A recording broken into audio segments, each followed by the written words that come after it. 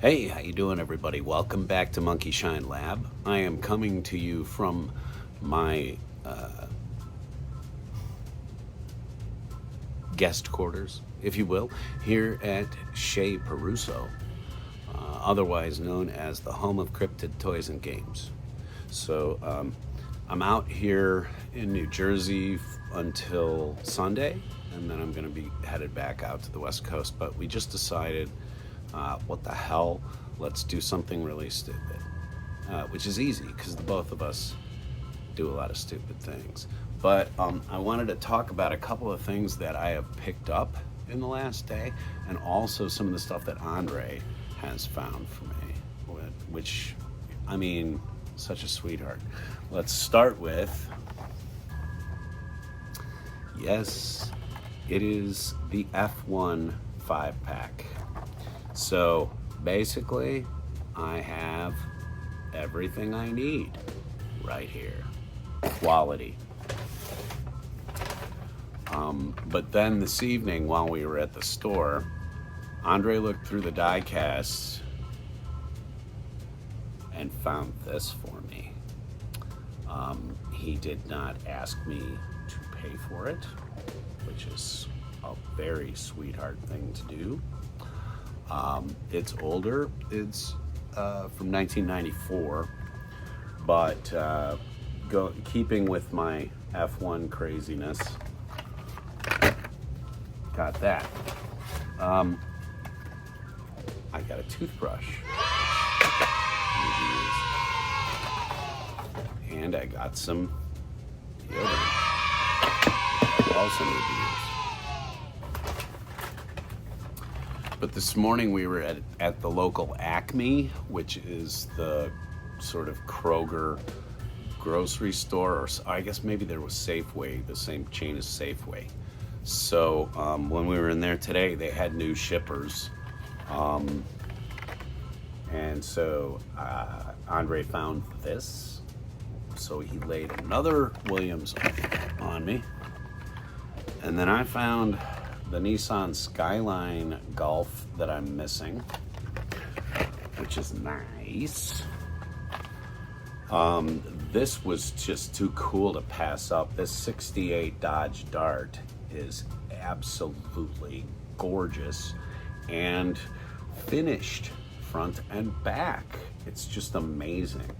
By the way, these are international C cases, apparently.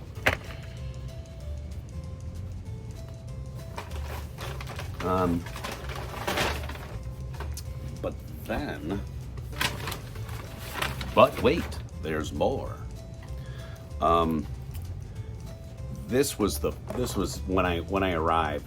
Andre dropped this on me. It is in a collector protector and everything. It's a Williams F1, and I have our wonderful resident artist to thank for this Golf Street Warrior, which is absolutely phenomenally cool. Thank you, Chris Sheets. This was picked up for me and left here for me to pick up. And then two, old boy found me some Tyranitar cards. These are absolutely beautiful. Little bit of play wear, little bit of, a little bit of edge wear. If you look at the top there's some white on the edges, but you know what? I'm just a Tyranitar fan. I don't really care to have my cards graded or anything. So, finally, we're gonna get into some, and I promise this is gonna go really quick, but Andre found a few comic books here or there, which he picked up for me.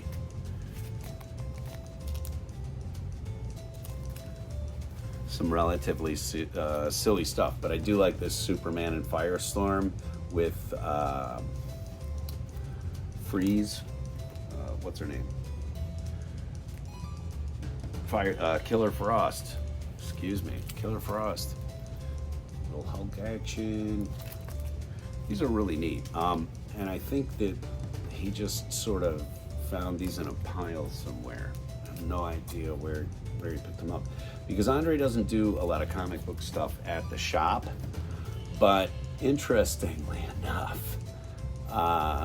in the last 2 days since I've been here, there have been more people coming through the doors with comic books than there has in 2 months. So apparently somebody knows I'm out here. This is kind of interesting. I never see these when they're not foil. So the fact that it's not glossy, shiny foil is cool to me. Mystic, I don't know.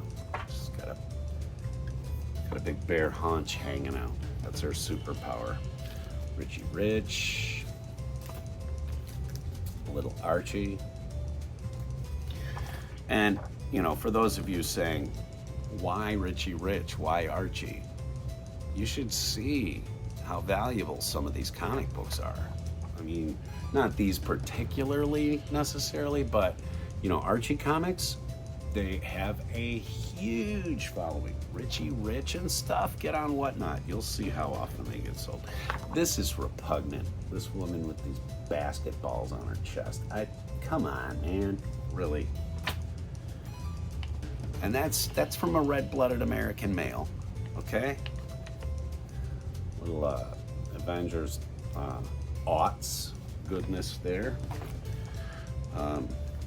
X-Man. I don't know. I'm not an X-Men fan. But then here's the really interesting ones.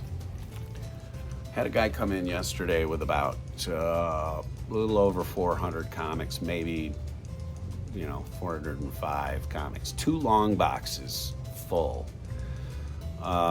So a long box is when they're not stuffed to the gills, are going to hold roughly between 200 and 215 books. They say 225, but there's just no damn way. But anyway, he came in with all of these books, and so it was my job to go through all of those issues today, look up pricings on them, look up various different quality problems with them, and try to adjust the pricing and figure out whether it was going to be a good purchase for the store or not. Came out to the fact that it was not going to be a purchase that the store wanted to make, but in that 400 or so books, I found 11 of them that I would like to make an offer on for the guy. So I called him and I said, look, here's what it is. The condition of some of these comic books, though they are valuable or key issues, the condition on them drops the price to the point where we're not really interested because we can't buy them from you, then make a profit off of it at that point. So he was very understanding. The gentleman was very understanding about all of it. I felt so bad. I said, Andre, how do you do this? Sometimes you gotta pop people's bubble on things. And he said that it takes him about a day or so every week to get back to used to doing it. It's very unpleasant business. But let me show you some of the comics that I did pull. There were a ton of Star Wars. Everything from issue 2 up to issue 107, which was the final issue. There were a couple of keys missing here or there, like the number 1, of course. Otherwise, I would have picked it up for Jersey. But this is what I did end up purchasing. And these first 2 I'm going to talk about, you may not like the reasoning as to why I purchased them, but they're the reason why they are valuable in a comic book marketplace. Okay? So, I am not a fetishist. I am not beholden to the iconography. But when you find a comic book which has that in the middle of it, it ups the value. That's not a good thing, but it's also not something that I can necessarily stay away from, because I probably, after they've been pressed and worked out a little bit, I probably could get a couple of bucks for these. And it's because of that horrible symbol in the middle of the book. Okay? I'm not proud of it, I'm just not stupid enough to leave it for anybody else, because money's money. All right. Those of you who know me know that I have a Planet of the Apes fixation, and so I have been trying to find these Planet of the Apes books when I can, and there were a couple of those in the gentleman's collection. And first issue of Sleepwalker. I don't know if you're familiar with this character or not, but it's a Marvel character that I've been collecting here and there. And again, if you look at these, they were not boarded. This was bagged, but it's not boarded, and so this bag has actually made the whole back cover of that ripple. Not something that couldn't be pressed out necessarily, but comic book pressings aren't cheap. An old edition of Wonder Woman. This is probably from early 70s, maybe late 60s. But the debut of this character here, Nubia, excuse me. I do like a little old school Wonder Woman when I can find it. Issue 1 of Stalker. Little sword and sorcery thing. This is from the absolute garbage era of comic books known as the mid-90s. But Spider-Man vs. Dracula, issue 1. An Avengers West Coast that I will eventually try to hunt down somewhere, somehow, so I figured why not pick this one up. And it does still have the Marvel card in the poly bag, which is interesting. Night Quest, this Batman issue, the only reason why I was really interested in it is the mummy and the Frankenstein monster on the cover. Kicks a liquid metal butt. And then this last one, I need to kind of look this up, and I don't know necessarily what I have here. It may be something, and then it may not. But Brett Breeding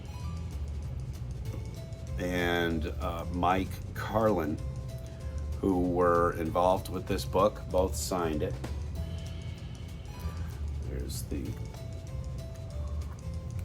There's the one, and then right on his face, there's the other. You can see. And again, I don't collect. I don't collect signed books or signed things, but I did really love this foil cover. I thought it was gorgeous. The signatures are a secondary or an afterthought, if you will, to me. But anyway, that's what I've been running into out here in New Jersey. I picked out 11 issues from the gentleman's collection, and I paid him $1 per issue. So if you really want to know what I paid and etc., go back and do the math. Anyway, that's all I had for you today. As the critical drinker says, go away now. I'm not going to tell you to go away now, but I will tell you to come back tomorrow, because we'll have more. There's going to be videos coming up every day almost from this. If I can possibly stand it, if it doesn't drive me into the ground, who knows? Who knows? Anyway, if you are in the area in Maple Shade, New Jersey, come on by the store. We are Cryptid Toys and Games. I say we. I'm not a paid employee there. But I will be there on through Saturday evening, actually. I'm leaving Sunday morning. So if you're finding yourself in the area and you do want to come by and say hello, please stop in. I'd love to see you. Anyway, thanks a lot, everybody, and I'll see you again very soon, right here at Monkey Shine Lab. Bye.